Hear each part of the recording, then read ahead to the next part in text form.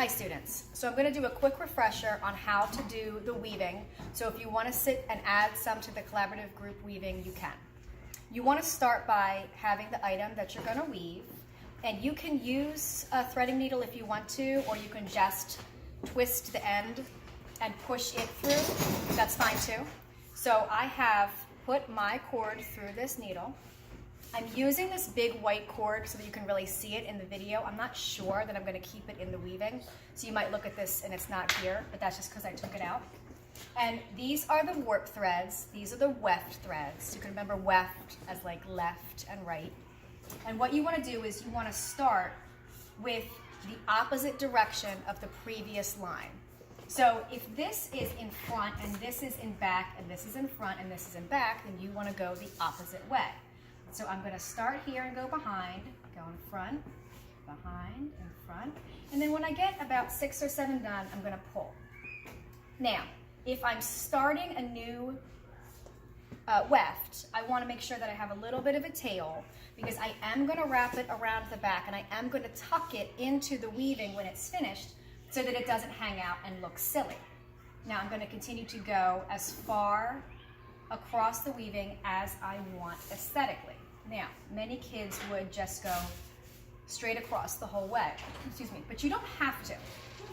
So if you go to here, for example, and then you start to work your way back and just fill in this area, you'll have what sort of amounts to like a hill shape with this color. And then you can come at that with another color over here, or you can dip, right? It really depends on what you want this weaving to ultimately look like. So when I get to the other end of the weaving, I want to make sure, this is really important, that I include the final warp thread. If you miss the final warp thread, what you'll do is you'll pull the weaving in and leave one of these warp threads hanging out bare. And as you can see, this is a bright pink, very visible thread. So if it's a mistake, it's going to be highly visible to the viewer pretty much immediately, especially if there's a whole bunch of those missing. If there's one missing, we can kind of hide it a little bit by grabbing it the next time over.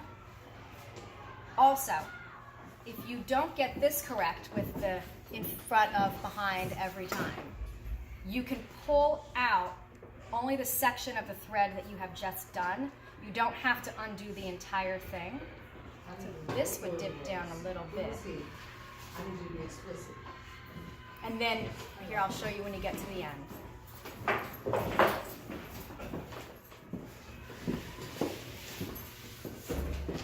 So here is where a lot of students make mistakes. You want to make sure you come around here and go behind to grab that last warp thread. All right, thank you very much.